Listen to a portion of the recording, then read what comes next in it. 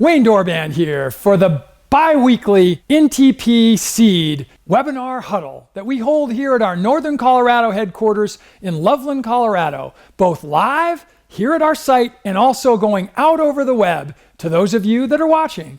Enjoy what we have for you today. Hi, Wayne Doorband here, Doctor of Colonomics, as you know me. I'm actually not in our Northern Colorado studios. I'm sitting outside next to what is going to become one of our studios in the head, which is the new Cross Creek Commons in Berthoud, Colorado, here in Northern Colorado. And today's Economics in Action webinar is actually going to be something that is very different. I'm actually on a plane right now while you're watching this. And we're going to put together, right after this short little introduction, a best of. We've recorded the best of a number of our webinars that we've done over the last several years. And in just a second here, my partner, Bob Christador, is going to come on, and I'm just going to introduce him real quickly. And we're just going to talk a little bit about what we're doing with Economics moving ahead. And remember, 2 weeks from now, on the first Wednesday in November, we will have our next Economics in Action. And we're going to be using this platform, which is blob.im. Again, that's blob.im. And it is the new amazing streaming live platform that we'll be using alongside our Webinar Jam platform. I've got a fly flying around right here in front of me. And I'm going to have a studio microphone. I know that the sound right now is probably not as good as it will be.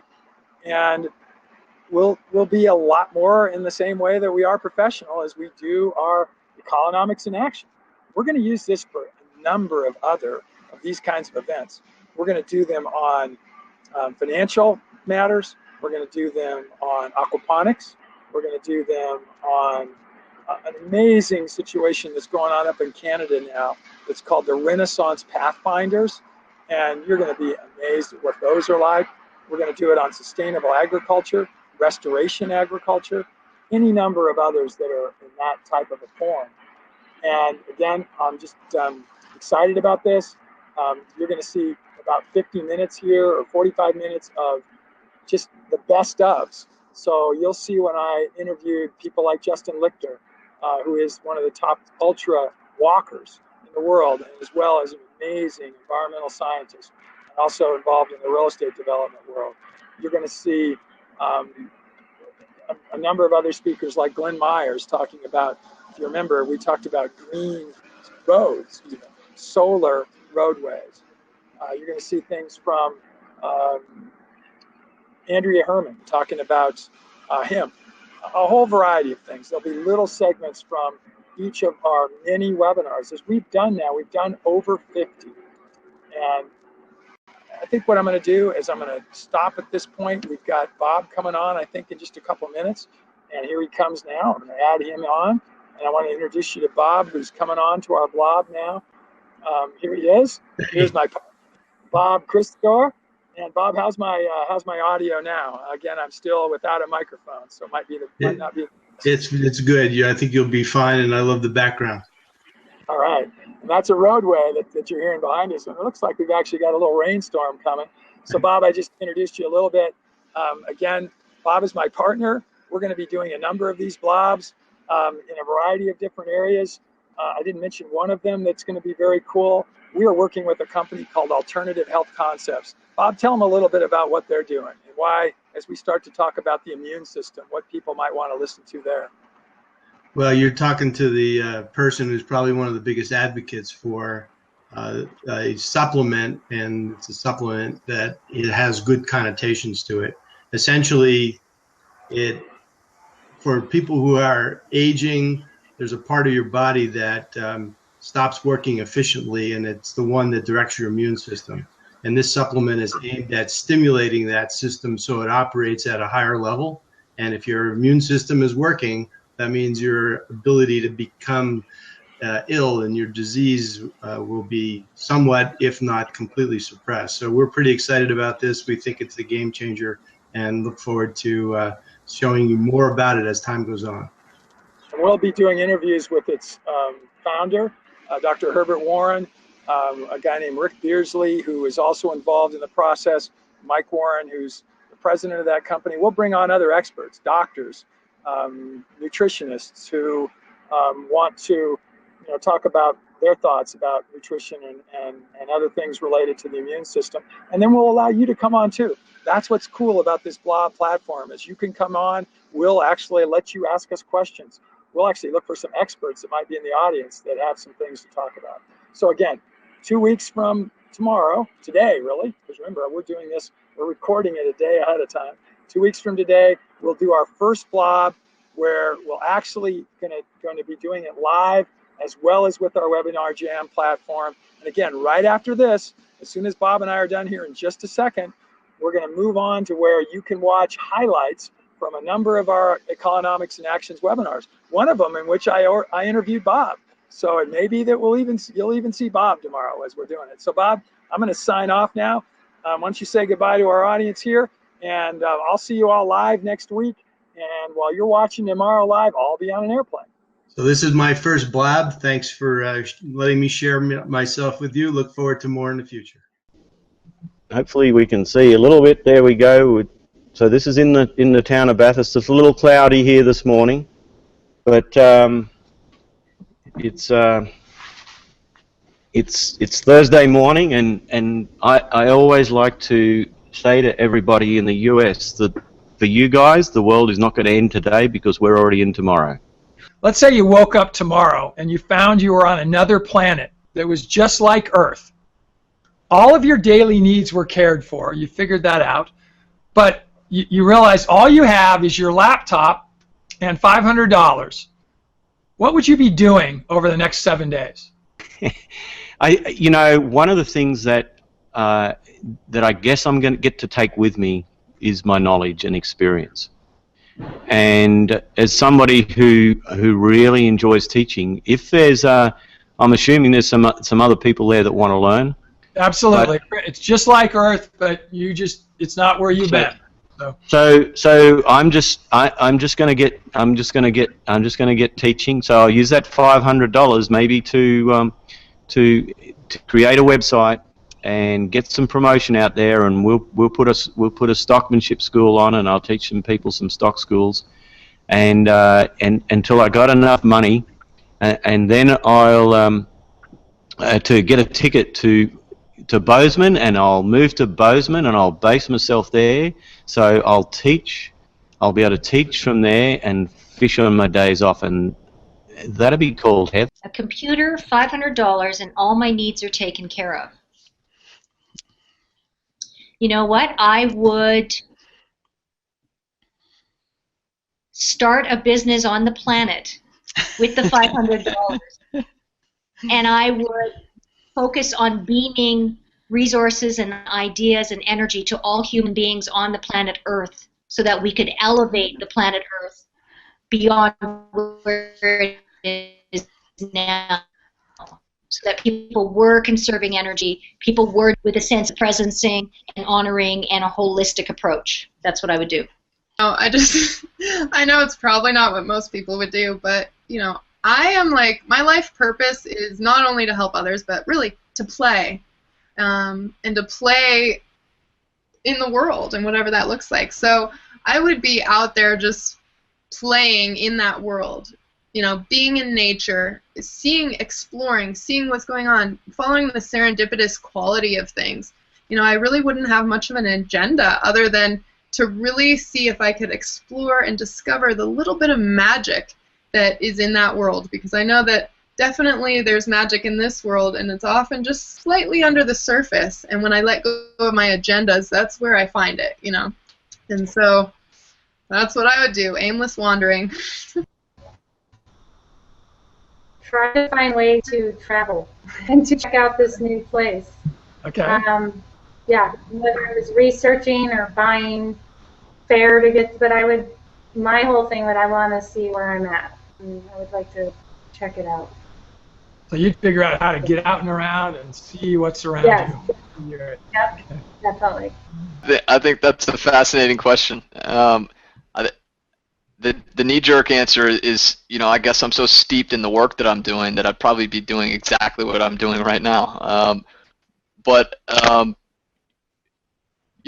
think for me, my work is a big part of my life. I don't, my challenge is to not let it consume me.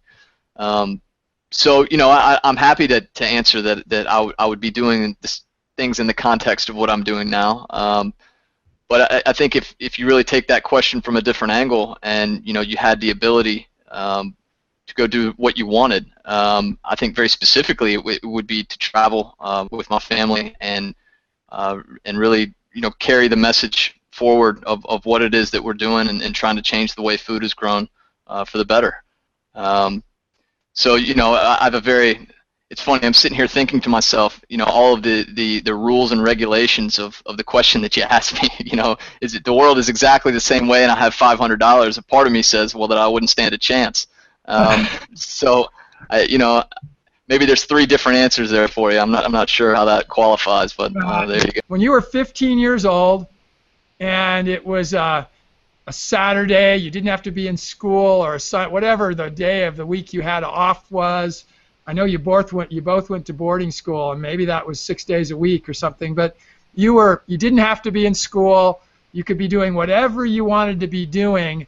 What would you be doing on a beautiful Saturday afternoon when you were 15 years old? To be totally honest, I was in boarding school then, and boarding school is all day. I mean, you go for 3 months at a time, so we're there from Sunday to Saturday for 3 months. And in all honesty, on a Saturday, I was probably trying to chase some girl somewhere. I'm being honest. I was thinking I had girls on my mind at that age. Studying was after the fact, but I think along the lines I got it right somewhere. How about you, Robert? Well, I was quite mischievous, and I have to tell you that when I was ready to have kids, I was praying to God that He would give me a daughter, because I felt that girls might not give me as much headache as I gave my dad. So on a typical, again, I was in boarding house as well, but when boarding house was really a strict environment, your life was regimented just like a military camp.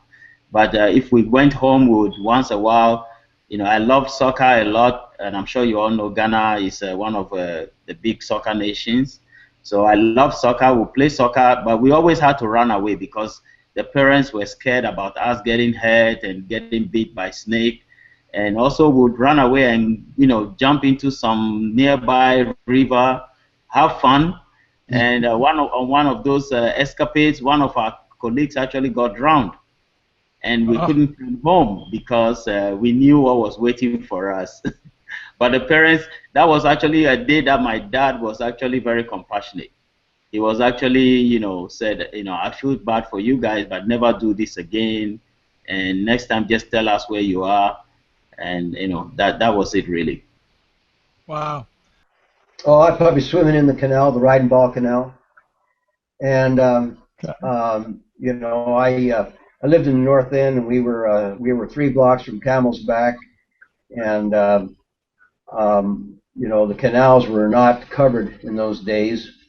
So we were either up on the hill trying to kill ourselves on our bicycles by taking them down the backside, or we were up there with our 22 rifles chasing rabbits around, or we were in the canal swimming trying to catch crawdads on a typical sunny day in the summer. And that's what I'd be doing.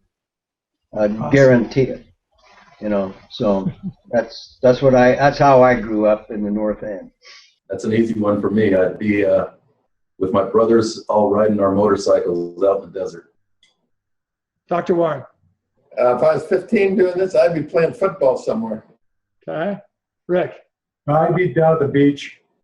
Okay. Now, take it to today. Very easy. I'll be out on my Harley riding through the hills of Southern California. Okay. Dr. Warren. Well, you put a disclaimer in there, but I would hopefully be with my wife and our roadster taking a trip somewhere. All right. Rick.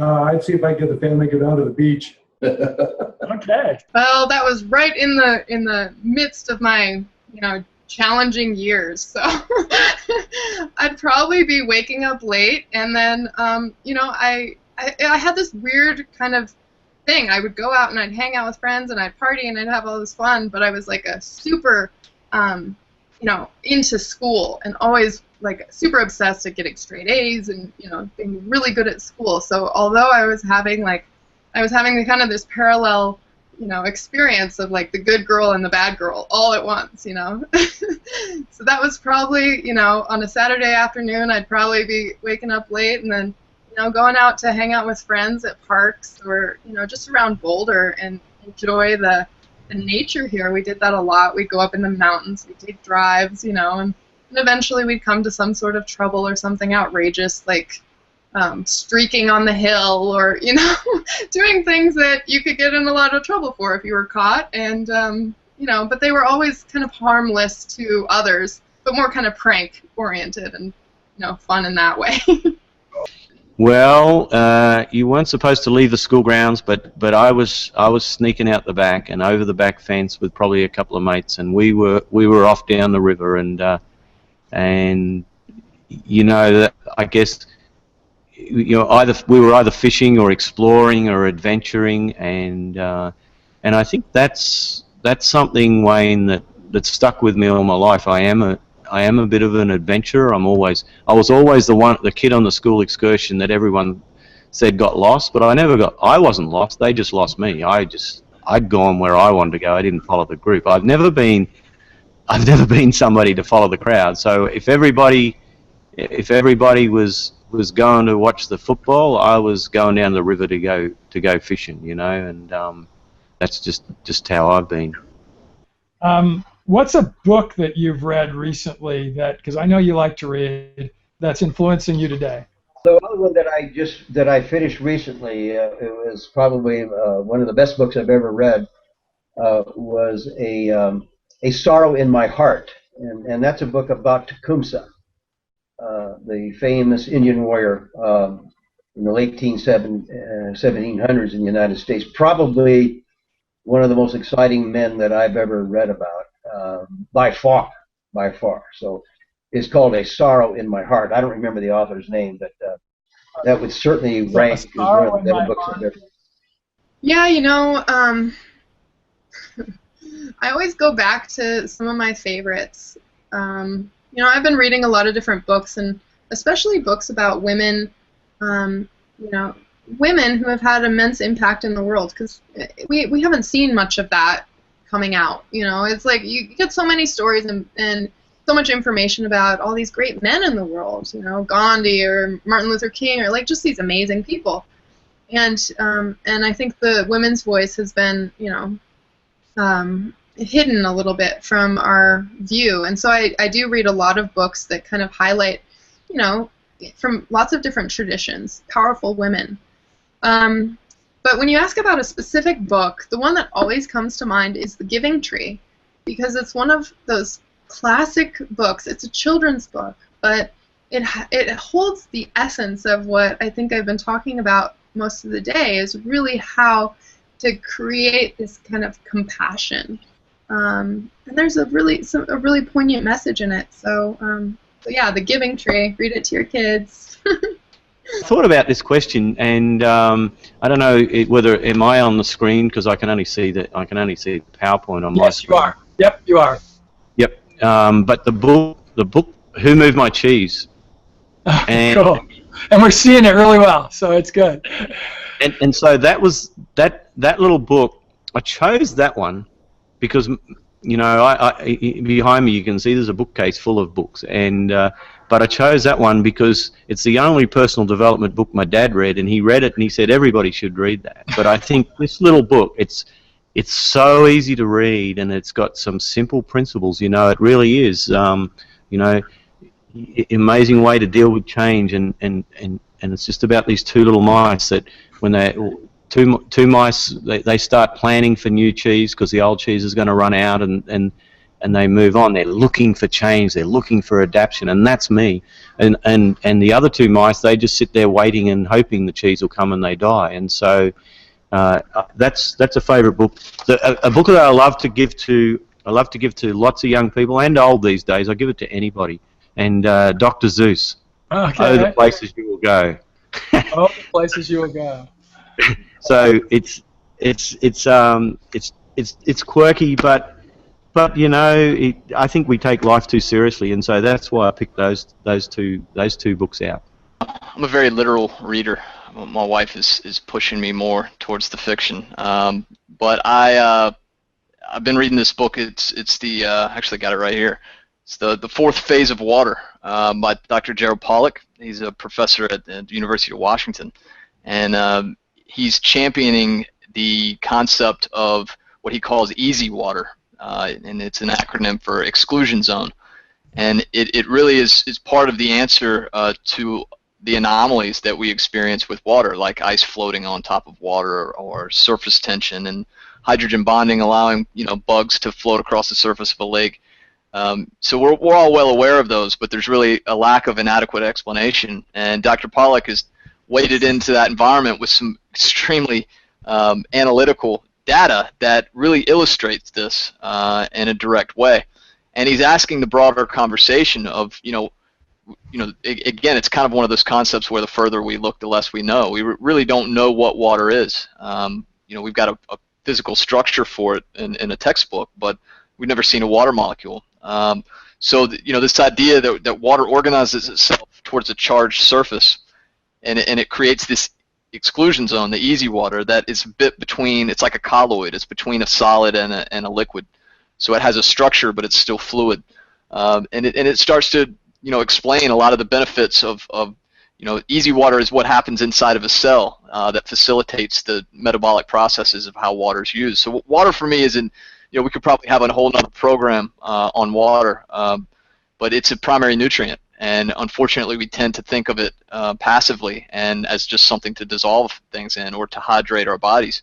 Incidentally, you can drink half your weight in ounces in water a day, which we're recommended to do to not be medically dehydrated, and still be dehydrated measurably because the water's in the incorrect molecular structure to hydrate our cells. It's just irrigating our kidneys. And the same is true in agriculture. A lot of the amounts of fertilizers that we use are there to push it into the plant, rather than leveraging water's ability to do that for us naturally. We're pushing instead of allowing the flow. So that book is a game changer for me because anytime I can find actual data that builds a bridge from something that really is almost impossible for the collective to grasp on its face, that really contributes toward that ability to allow us to understand it, is extreme value. So give us the title again. Give us the title and author. It's called The Fourth Phase of Water, Gerald Pollack. Gerald Pollack. Okay. Too many to mention. I mean, Stephen King, Rod Sterling, Deborah Harkness. I love science fiction movies and television as well.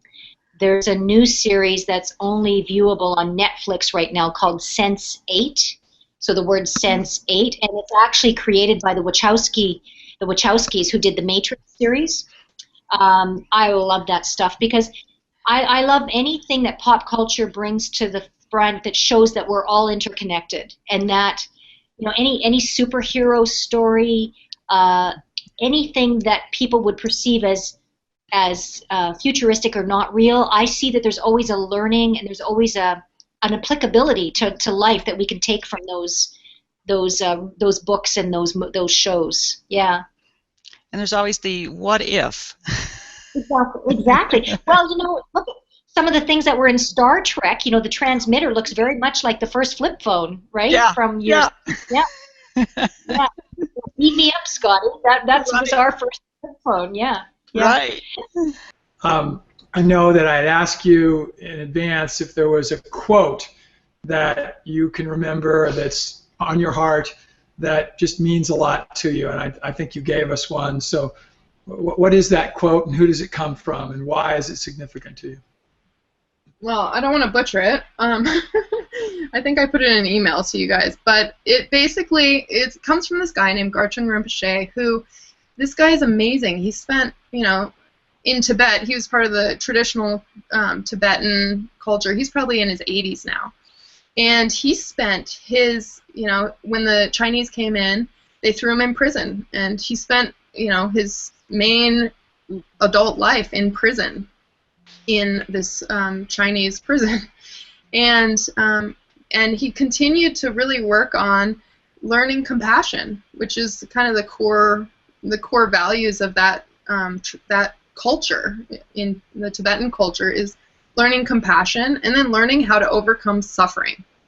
And he's the only person I've ever heard in real life that says, I may not know so much about everything, but I know that I no longer suffer, and I can teach you how to do that. And I think that's a pretty bold statement. And to actually, like, when somebody says that, of course you start thinking, like, does that person really not suffer?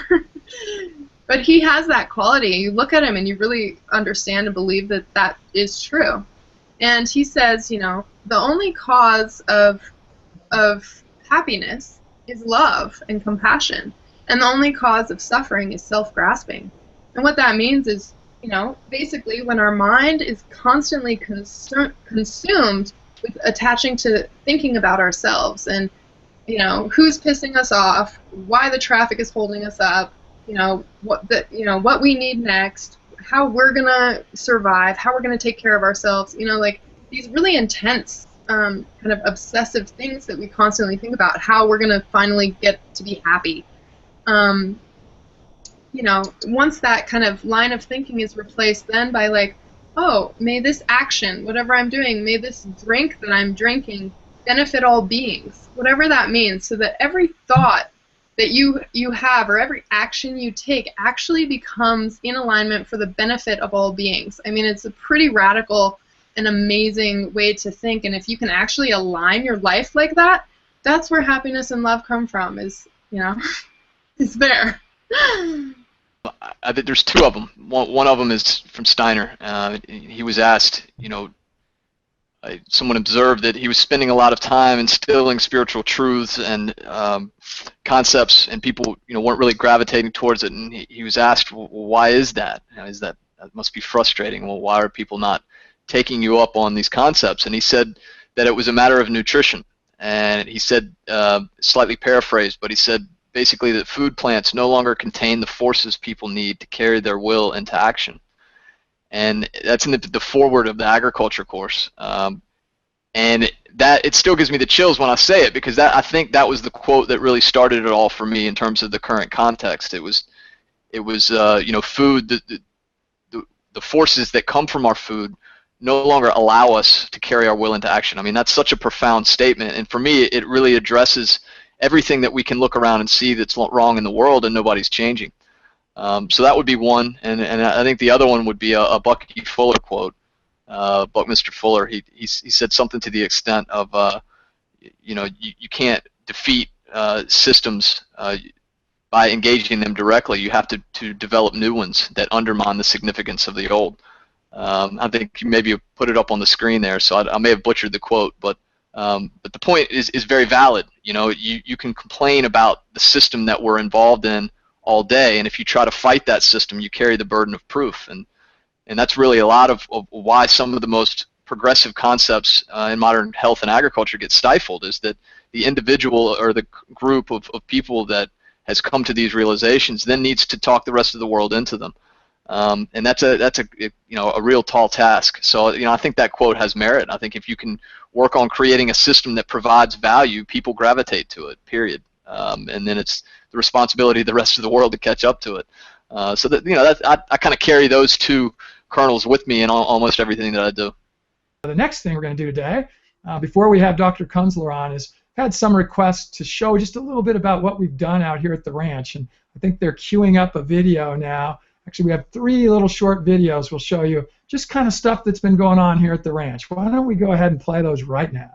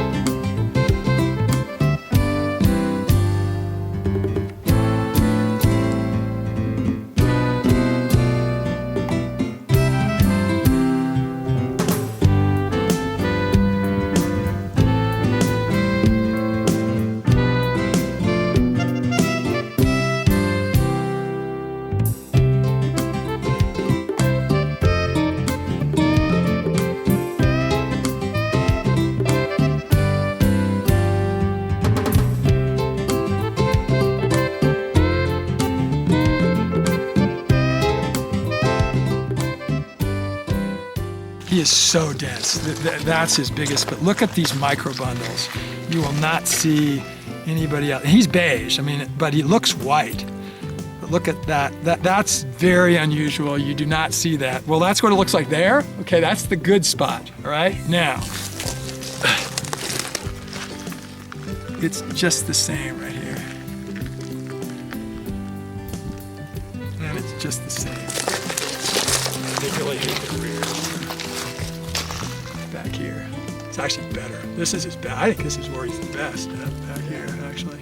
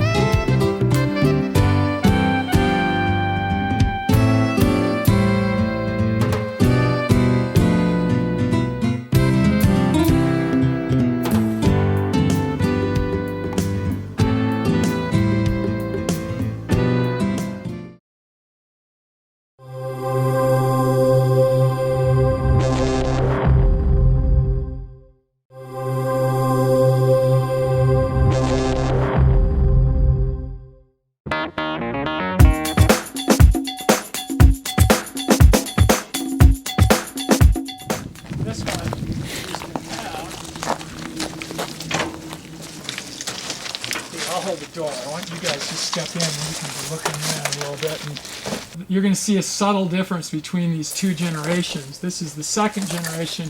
We're going to look at the first generation in just a couple of minutes here. This one, two major changes. One, we put more of whatever this stuff is called. I always forget the name, covering up our insulation so that you use it in bathrooms. It's actually a kind of a composite metal plastic. It's a weird, but it's used in bathrooms and commercial and so on. Second is that instead of collecting in troughs, which is what I'm sure you saw, and you're going to see it in the other one, which are below each row, we put these curtains down, and when we water, the water just goes down the front of the curtain and just collects in this bottom tray. It gave us about 4 inches on each side more area to be able to work in it. So we would soak the seeds right over here in this. We would harvest. We have a rack system that I will show you. We've got that we put right over here. We'd harvest. We put right into the rack. We could put 20 trays in a rack. So there's 60 we'd harvest in a day. And so we'd have 20 trays. Then we just move that rack out, and then we just fill it again. We have multiple racks. This would have been with a ramp coming off of this, going down to the ground where we had it, that we were operating. Again, with over 2.5 years of production, we'd averaged about 1,000 to 1,200 pounds a day. We built our own trays. So our first generation, these we bought at the Container Store. They're boot trays. And we designed our own. We built our own extrusion system, vacuum injection system. To build these, we went through a whole bunch of iterations. And then we went with slots at the end rather than holes. And that was just more labor intensive, quite honestly. This was just easier to do. This actually was done in the vacuum injection. So we just have to take it, we just cut the bottom and we cut that out. And these are 2.5 years old. And some of them would start to do this, break, but most of them, that's even a little unusual. Do you sell them? we've had a lot of people ask us to, and no, we're not manufacturing. I mean, I think we could easily get and teach someone how to build the unit that we have, but no, we haven't sold them. So everything can be done inside here. So in the dead of winter, you just close this door and you're working in here. And when you're done harvesting, you start to plant from over here. You can clean. We'd set up a cleaning unit on one side or the other and do everything inside.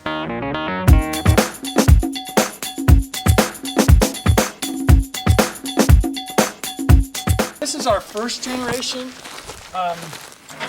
fodder production. To give you a contrast.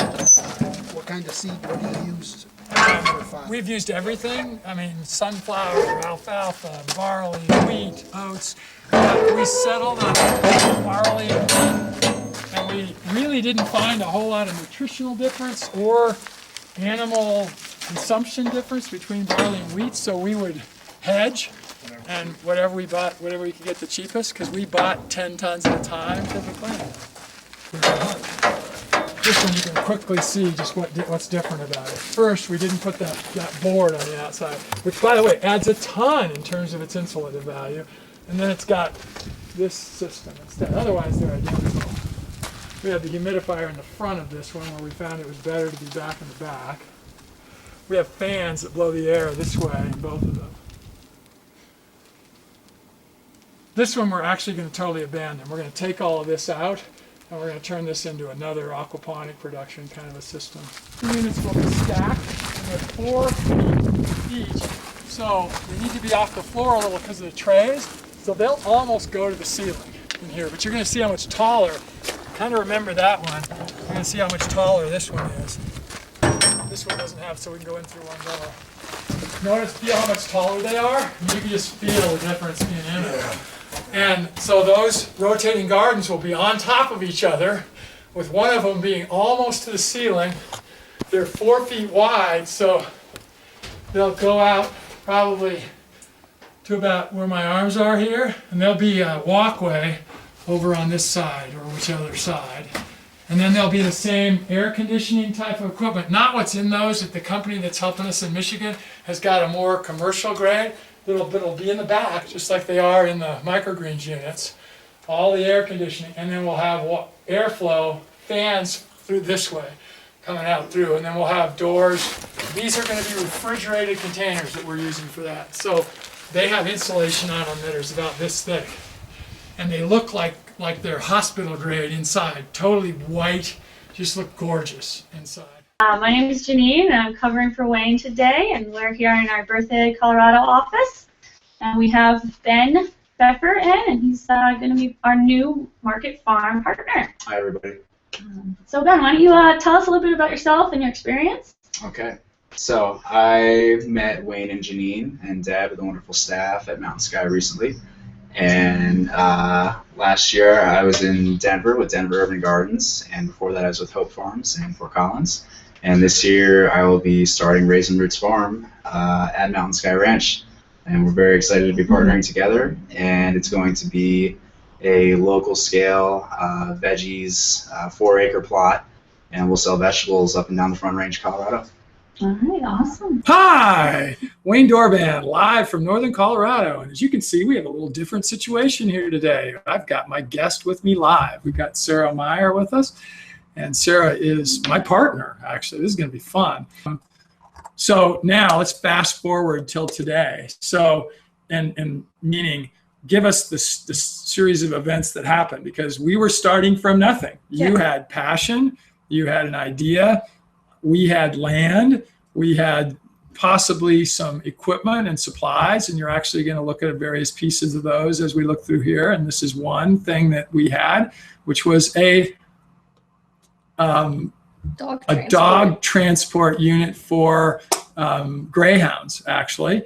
So first we were working on building a brooder so we could order chickens, and we built this same brooder in a very poor location at first because it was really nice out in February. And we built it, and then it got snowy again, and then it melted, and the whole mountain drained right into the coop. So we had ordered the chickens already, so we had to move it really quickly. So we got the team and everybody joined in and we built the bottom really fast. Actually, the day that I came back with chicks from Montrose, they were putting the finishing touches on right as I got there. And we'll get to that, so Okay. keep going. So we get the first set of chickens. They ended up in my basement for a couple weeks because their brooder was flooded and we were rebuilding and it was really cold out.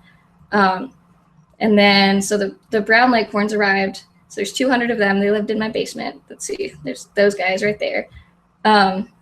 So they are really great white egg layers, but they're really kind of flighty, so they're not the most friendly. So yeah, so they arrived. Then we got the brooder finished last minute, and we converted one other shed into a brooder for the leghorns, so that we would have 2 available for the 2 different age groups. So then the second group arrived. We got them settled, and then we started building the large coop, which we'll have 2 to 3 of. So that's the large coop there. It's built mainly out of pallets. So here's contact information. As you can see, it's got Sarah's email. It's got our website for Sarah's Pick of the Coop, which is under construction right now, and it's got some work that needs to be done. Facebook page. First number is actually Sarah's cell phone. The second is our office. I would recommend the office phone for general questions. Just so you're not bothering Sarah. And secondly, there is no cell coverage up at the ranch where Sarah's at most of the time. And that way, but there is, the office is open from 8 until 5 pretty much every day. And even if there's no one there, it goes to a voice message system and we can all get the messages pretty easily. You can always know about whether it's Sarah's eggs by the container. Notice a little marketing, and it's in the picture too. She uses a purple container. And not quite the same as everybody else, right? So Mark would like to hear about a little more detail on a bank robbery experience. Well, I have many to draw from. I have many bank robber experiences to draw from. The most impactful one was the first one. So I had just been promoted to customer service. In that particular branch, there was a side door and a front door, which made it a robber's paradise. They'd come in the side door, they'd rob, and they'd leave out the front door. So it wasn't very good business on the bank's part at that time. This was in the 80s. And so I remember being in customer service, and without any warning, 2 guys with masks and sawed-off shotguns came through the side door. And they ordered everybody to the floor, except for I was in complete shock, so I was still standing. Until one of the gunmen came to me and he put the gun to my head and he said, "I said get to the floor." And I get a little sarcastic when I'm under pressure, so I looked at the gunman, "Why did you say so in the first place?" And then I got to the floor. Number one, when the robbery was over, I got up and I called 911 and I took care of the customers in the lineup, and I was able to calm down everybody, including my boss. And when the police came, I was the last one standing, so I had the most visual description to give the police. So I was able to identify tattoos and clothing and everything else. It was actually from that robbery that I got promoted to the second highest robbery branch. So I often say, be careful what you're good at. Yeah. So Yeah, ignore that. Be careful what you wish for. Be careful what you're good at. Yeah.